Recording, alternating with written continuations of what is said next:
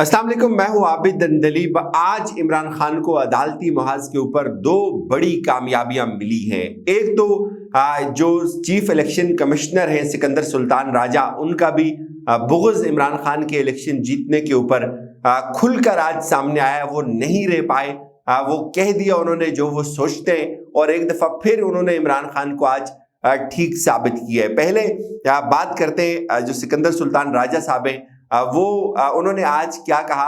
आज एक केस था इलेक्शन कमीशन के अंदर, तहरीके इंसाफ के जो लीडर हैं इमरान खान साहब, उनके ऊपर एक चार्ज फ्रेम किया हुआ है कि उन्होंने 4 के अंदर जो ज़ाब्ता इखलाक की जो है वो खिलाफ वर्जी की थी। तो इस पे उनके ऊपर इल्ज़ाम ये है कि उन्होंने सरकारी वसाइल का इस्तेमाल किया, और जो केस था वो वैसे तो सरकारी वसाइल के इस्तेमाल से मुतल्लिक था, लेकिन उसमें अचानक से जो चीफ इलेक्शन कमिश्नर है सिकंदर सुल्तान राजा साहब, उन्होंने क्या कहा, बड़ा ही इंटरेस्टिंग रिमार्क्स उन्होंने दिए। और कुछ तो जो समाअत होती है रूटीन के मामलात में, कुछ चीज़ें जो है वो चल रही होती हैं, सामने आ जाती हैं, तो अगर कोई जज या कोई भी रिलेवेंट अथॉरिटी उसके हवाले से कोई कमेंट्स कर दे सियाको सबाक समेत, तो वो बात समझ आती है। लेकिन यहाँ सियाको सबाक कुछ और है, और बिल्कुल एक नई बात उन्होंने आज कर दी। वो ये कहते हैं जी कि इस समय जो बैरिस्टर गौहर थे वो उनको मुतमईन कर रहे थे कि इमरान खान के ऊपर ये जो इल्ज़ाम है ये बेबुनियाद है, इमरान खान ने कोई भी सरकारी वसाइल का इस्तेमाल नहीं किया। तो इस पे चीफ इलेक्शन कमिश्नर जो है सिकंदर सुल्तान राजा ने कहा, आइन में कहाँ लिखा है कि एक फर्द रुकन असम्बली और फिर असम्बली का इंतखाब लड़े। चीफ इलेक्शन कमिश्नर ने इमरान खान के वकील को मुखातिब करते हुए कहा कि आपका मुवक्किल कहता है 150 इस्तीफे आए हैं, कहाँ है इस्तीफे? आप 150 इस्तीफे ले आए, हम उनको कबूल कर लेते हैं। तो इस पे बैरिस्टर गौहर ने चीफ इलेक्शन कमिश्नर के जो उनके सेक्रेटरी थे उन्होंने भी एतराज़ किया हुआ था कि आप ठीक है जलसे ज़रूर करें, लेकिन आप सरकारी वसाइल को इस्तेमाल नहीं कर सकते। तो इस पे जो बैरिस्टर गौहर थे उन्होंने उनको कहा कि जो इस्तीफे थे वो कौमी असम्बली में दिए गए थे और वो स्पीकर के पास है। ये स्पीकर का राइट था कि वो असम्बली के फ्लोर के ऊपर या रिटन इस्तीफे जो दिए गए थे वो इलेक्शन कमीशन को भेजता। इसको तो आप एक तरफ कर लें। आप ये देखें कि ज़िमनी इलेक्शन हुए भी तकरीबन 4 से 5 रोज हो चुके हैं, उसके बाद रिजल्ट्स आ गए। इसी इलेक्शन कमीशन के अंडर वो इलेक्शंस हुए, इसी इलेक्शन कमीशन के अंडर स्क्रूटनी हुई। अब इस इलेक्शन कमीशन ने उनका रिजल्ट भी नोटिफाई कर दिया, और इस स्टेज के ऊपर आकर चीफ इलेक्शन कमिश्नर ये कहते हैं कि ये कैसे हो सकता है कि एक जो रुकन है कौमी असम्बली का, उसका अभी तक इस्तीफा मंजूर नहीं हुआ और उसके बावजूद भी वो 6-7 हल्कों से इलेक्शन लड़ सकता है, तो ये कैसे हो गया? तो इस पे जो तहरीके इंसाफ के वकील थे उन्होंने कहा कि आइन में कहीं नहीं लिखा हुआ आप 6-7 हल्कों से इलेक्शन नहीं लड़ सकते, तो आप जितने हल्कों से इलेक्शन लड़ना चाहें आप लड़ सकते हैं। तो इस पे असद उमर साहब ने जो है वो एक बड़ा जबरदस्त ट्वीट किया। असद उमर साहब ये कहते हैं कि इलेक्शन कमीशन ने इमरान खान के इलेक्शन जीतने पर भी सवाल उठा दिया।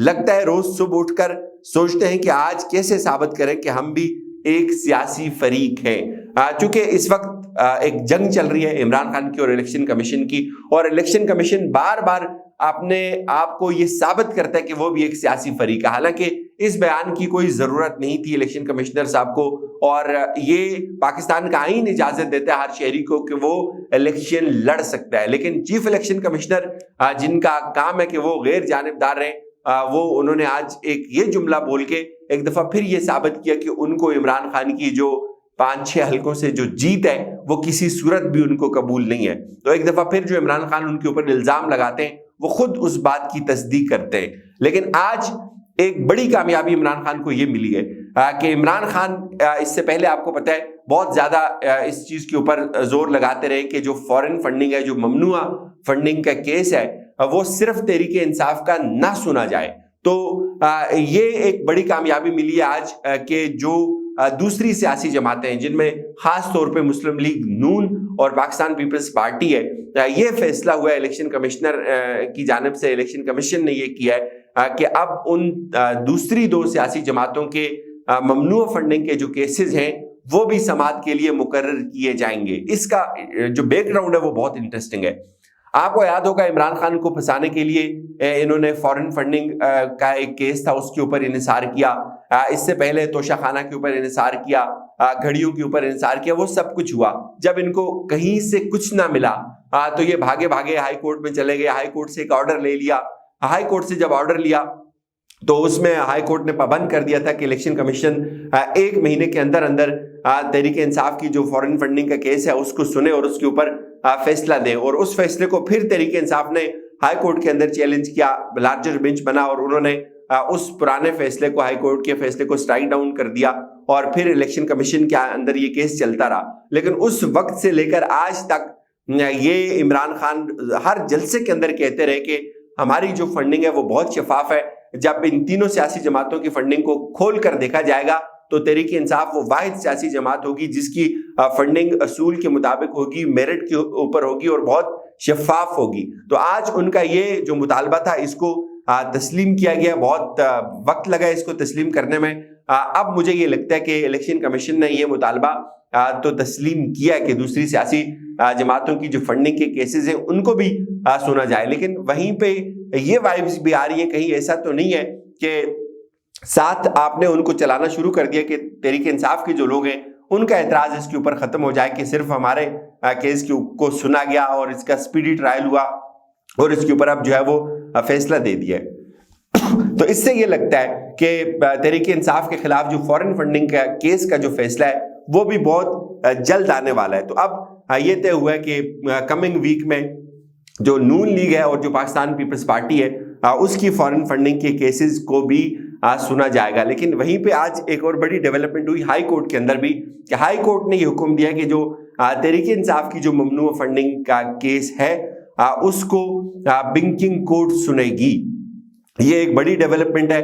और आज दूसरी तरफ तहरीक इंसाफ सुप्रीम कोर्ट में गई। उन्होंने इस्तदा की हुई है कि जो ऑडियो लीक्स हैं इनकी इंक्वायरी होनी चाहिए। ये एक बहुत ज़बरदस्त बात है। लेकिन शेख रशीद ने एक बहुत ही एक मानी खेज किस्म का ट्वीट किया है। वो ट्वीट उनको क्यों वो ट्वीट करने की ज़रूरत पड़ी? चूँकि ये चीज़ याद रखें कि अगले 5, 6, 7 दिन में चीज़ें आपको बदलती हुई नजर आएंगी। शेख रशीद ये कहते हैं मुल्क की सारी सियासत अहम तैनाती के गिर्द घूम रही है। नून लीग की पार्टनरशिप टूटने वाली है। डार रूस और चीन का नाम लेने से पहले शहबाज शरीफ से पूछ लें। शहबाज शरीफ शो पीस है। फैसले और राब्ते लंदन से हो रहे हैं जहां मायूसी छा गई है।